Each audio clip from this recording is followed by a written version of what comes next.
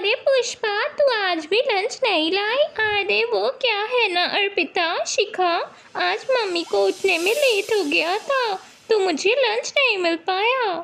पुष्पा ने झूठ कहा क्योंकि उसके घर में खाने तक के पैसे नहीं थे और वे बहुत गरीब थे। अरे कोई बात नहीं, आज हम दोनों एक्स्ट्रा लंच लाए हैं, हम सब मिल बात कर खाएंगे। पुष्पा, अर्पिता और शिखा, इन तीनों के बीच बहुत गहरी दोस्ती थी। अर्पिता और शिखा अमीर परिवार से थीं और पुष्पा एक गरीब परिवार से, पर इसके बावजूद भी उन तीनों के बीच कोई भेदभाव न था, बल्कि दोनों अमीर सहेलियां तो अपनी गरीब सहेली के लिए हर वक्त खड़ी रहती। इसी तरह एक दिन स्कूल में, अरे पुष्पा के बच्चे कहाँ जा रही है? आए खबरदार, जो मेरे बगल में बैठी तो हाँ पैर तोड़कर फेंक दूंगा।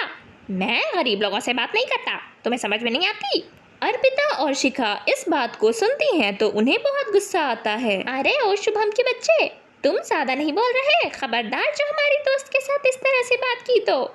हाँ अर्पिता बिल्कुल सही कह रही है, तुम जानते नहीं हो कि ये हमारी दोस्त है और हमारी दोस्त को तुमने जरा सा भी उल्टा सीधा कहा ना तो हम तुम्हें छोड़ेंगे नहीं। ये ऐसे नहीं सुनने वाला, हमें टीचर से इसकी शिकायत करनी चाहिए। इसी तरह से पुष्पा को जब भी अर्पिता और शिखा की जरूरत महसूस होती वो दोनों उसके साथ ही रहा करती। अब देखते ही देखते तीनों शादी के लायक हो गईं। पुष्पा की शादी जहां गरीब घर में होती है तो वहीं अमीर सहेलियों की शादी अमीर घराने में। बहू रोटी बन गई हो तो हमें खिला देना, हम बहुत देर से भूखे हैं, सुबह से हम कहाँ कुछ खा पाए हैं अभी तक। हाँ माँ जी, खाना बन जाता है तो मैं सबसे पहले आपको ही दूंगी। पुष्पा का पति मोहन एक मामूली सा किसान था जो अपनी मेहनत मजदूरी से अपने घर वालों का पेट बस एक वक्त ही भर पाता था। इसी तरह दिन गुजर रहे थे। एक दिन अचानक से बहुत तेज तूफान आता है और तूफान के रुकते ही बहुत तेज बारिश शुरू हो जाती है। माँ जी, बहुत तेज बारिश हो रही है, देख रही है ना छत कितना टपक रहा है। एक काम करती हूँ, एक पन्नी लाकर छत पर चढ़ा देती हूँ, कम से कम छत से पानी तो नहीं आएगा। हाँ बहू, जो सही लगता है कर दे, वरना हमारा घर पानी से भर जाएगा। पुष्पा ऐसा ही करती है, पर फिर भी बारिश की रफ्तार इतनी थी कि वो पन्नी भी उड़कर कहीं चली जाती है और घर में पानी घुस जाता है। मोहन काम से लौट ही रहा होता है कि अचानक उसे रास्ते में दो औरतें दिखाई देती हैं। उनमें से एक औरत उससे कहती है, भाई साहब हम यहाँ फंस गए हैं, हमें मदद चाहिए, क्या आप हमारी मदद कर सकते हैं? इतनी तेज बारिश हो रही है, हमारी गाड़ी खराब हो गई है और हमें ठहरने के लिए कोई जगह चाहिए। अच्छा, पर आप दोनों का घर कहाँ है और आप लोग यहाँ फंस किस तरह गई? अरे भाई साहब, वो हम यहाँ अपनी सहेली से मिलने आए थे, पर आज ही देखिए ना इस तरह से बारिश होने लगी कि हम रास्ते में फंस चुके हैं। मुझे माफ़ करना बहन जी, पर मेरे पास तो ऐसी कोई जगह नहीं है जो मैं आप दोनों को दे सकूं। मेरे पास तो बस एक छोटा सा घर है जिसमें मैं, मेरी पत्नी और मेरी माँ रहती हैं। पर मोहन इस तरह उन दो औरतों को छोड़कर आगे ना बढ़ पाया। उसने पीछे मुड़कर देखा और उनसे कहा, देखिए मैडम, अब मदद करने वाला तो भगवान है, मैं कौन होता हूँ, पर फिर भी मुझसे जितना हो पाएगा मैं आप लोगों के लिए करूँगा। फिलहाल तो बहुत तेज़ बारिश हो रही है, जल्दी से मेरे साथ मेरे घर चलिए, वहाँ मेरी पत्नी है, आपको कुछ ज़रूरत पड़े तो आप उससे मांग लेना। दोनों मोहन के साथ उसके घर चली जाती हैं। मोहन घर पहुंचते ही देखता है कि उसके पूरे घर में तो पानी घुसा हुआ है। अरे बाप रे, इतना सारा पानी! अजी देखो ना, कब से तुम्हें कह रही थी कि घर की मरम्मत करवा दो, पर नहीं, तुमने तो मेरी एक बार नहीं सुनी। सारा पानी छत से टपक कर नीचे जमा हो गया है। अच्छा, धीरे बोलो पुष्पा, दरअसल मुझे रास्ते में दो महिलाएं मिली, वो बेचारी फंस गई थी इस बहुत तेज बारिश में। मैं उन्हें फंसा हुआ नहीं देख सकता था तो मैं उन्हें घर ले आया हूँ, बाकी तुम देख लो कि करना क्या है। अरे अर्पिता, शिखा, तुम दोनों इतनी बारिश में? अरे पुष्पा, तू देख क्या किस्मत है हमारी, घर से हम तेरे ही बारे में सोच कर निकले थे कि तुझसे ही मिलने जाएंगे, पर बारिश ने हमें कहाँ फंसा दिया।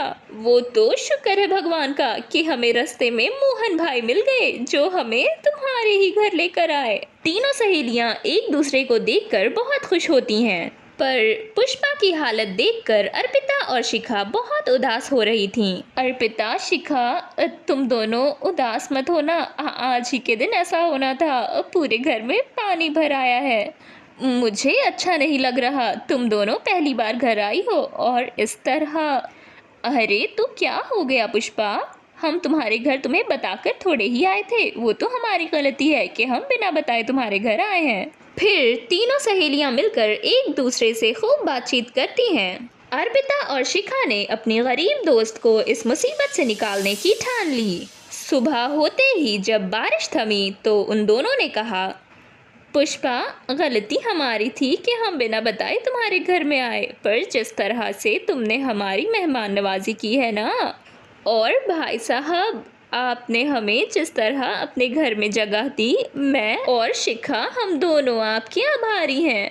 अरे आप तो जानते भी नहीं थे कि हम आपकी पत्नी की सहेलियां हैं। पुष्पा, इस बार तो हम खाली हाथ आए थे, पर हमारे पास तुम्हारे लिए एक ऑफर है, इसे प्लीज हमारी दोस्ती के खातिर एक्सेप्ट कर लो। मेरे हस्बैंड की कंपनी में एक एम्प्लॉय की जगह खाली है, क्या तुम्हारे पति वहां काम करना पसंद करेंगे? बस फिर क्या था, पुष्पा के पति मोहन को भी एक अच्छी नौकरी मिल जाती है और फिर उनकी जिंदगी भी संवर जाती है।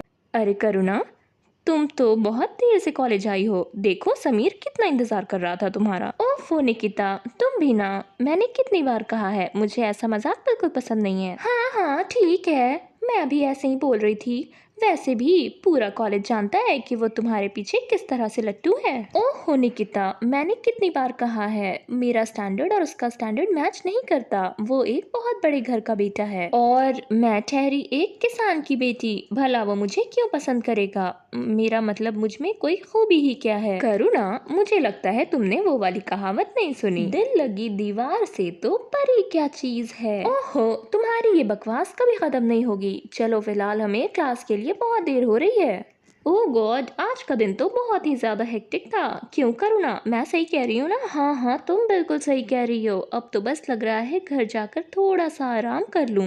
अरे कहाँ जाने की बातें हो रही हैं आप दोनों की? कुछ नहीं, वो हम दोनों बस घर की तरफ ही जा रहे थे। ओह समीर, हाँ हम दोनों घर ही जा रहे थे, क्या तुम हमें छोड़ दोगे? ओफो, तुम पागल हो गई हो क्या, क्या बातें कर रही हो? नहीं नहीं, हम चले जाएंगे। ओहो, कैसी बातें कर रही हो करुणा, मेरे होते हुए भला तुम पैदल जाओगी? नहीं, ऐसा कभी नहीं हो सकता, चलो जल्दी जल्दी तुम लोग कार में बैठो, मैं तुम दोनों को ड्रॉप कर देता हूँ। निकिता की बच्ची, तुम्हें तो मैं देख लूंगी। ओके बाय करुणा, मैं निकिता को ड्रॉप करने जा रहा हूँ, तुम अपना ख्याल रखना। मुझे पता है ये निकिता की बच्ची ने ये सब कुछ जानबूझकर किया है, बहुत जल्दी थी उसे लिफ्ट मांगने की समीर से।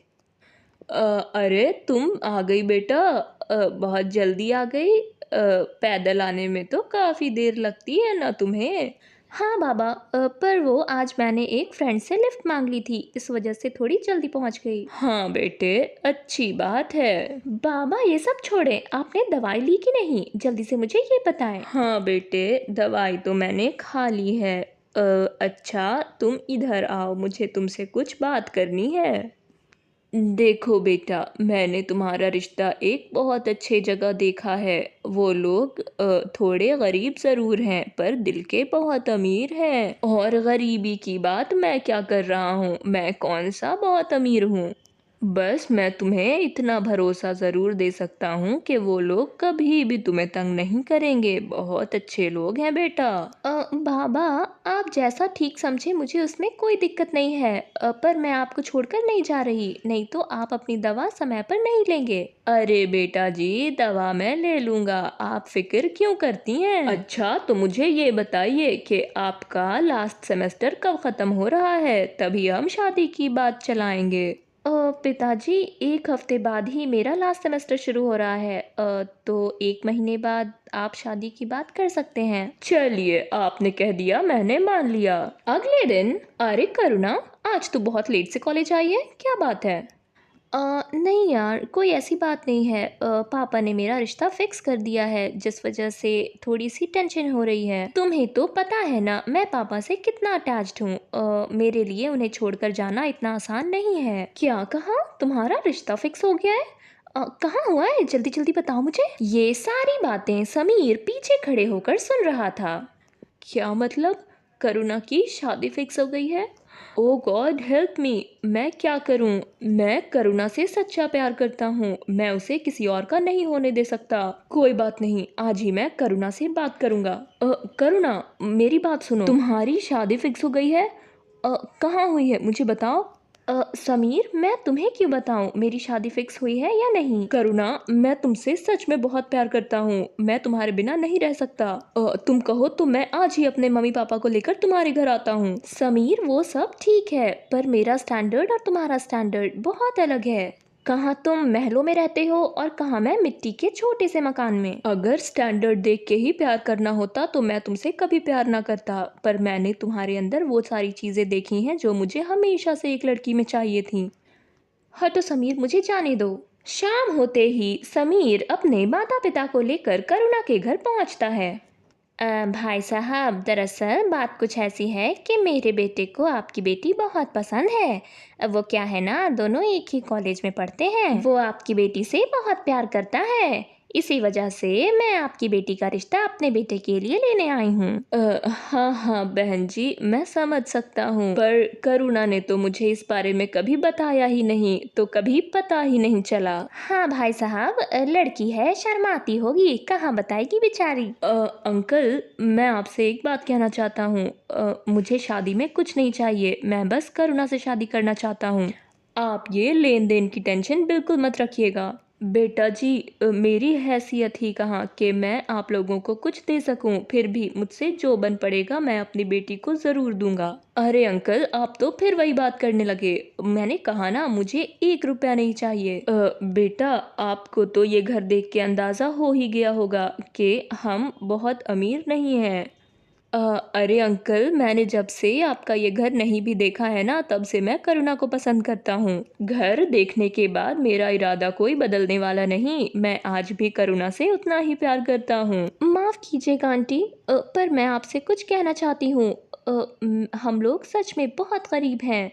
आपको ये घर देख के अंदाज़ा तो हो ही गया होगा। समीर को भले ही मेरे गरीब होने से कोई फ़र्क नहीं पड़ता, पर मैं जानती हूँ आप लोग कितनी बड़ी फैमिली से आते हैं। मैं आप लोगों का सर अपनी वजह से झुकता हुआ नहीं देख सकती। अरे बेटी, अगर ऐसी ही बात होती ना तो मैं कभी तुम्हारे घर नहीं आती। मैं पहले ही समीर से पूछ लेती कि घर तुम्हारा अमीर है या गरीब। हम लोग बड़े लोग ज़रूर हैं, पर हमें ये अमीर गरीब से कोई मतलब नहीं है। मेरा बेटा तुम्हें पसंद करता है, तुम हाँ कहोगी तो तुम्हारी शादी उससे हो जाएगी। क्या तुम्हें ये शादी मंजूर है? ठीक है, जैसा आप लोग ठीक समझें। करुणा, थैंक यू। पापा, आपको तो इस रिश्ते से कोई तकलीफ नहीं? अरे बेटा जी, मुझे इस रिश्ते से क्या तकलीफ होगी? ये लड़का आपके लिए बिल्कुल ठीक है। मैंने इसकी आंखों में आपके लिए वो प्यार देखा है जो मैंने बहुत लोगों की आंखों में नहीं देखा। इसे आपकी अमीरी या गरीबी से प्यार नहीं, बल्कि आपसे प्यार है, जिसकी वजह से मुझे ये लड़का बहुत पसंद आया। बस फिर आपकी और समीर की शादी पक्की। इसके बाद समीर और करुणा की शादी हो जाती है और वो दोनों हमेशा हमेशा के लिए खुश रहते हैं।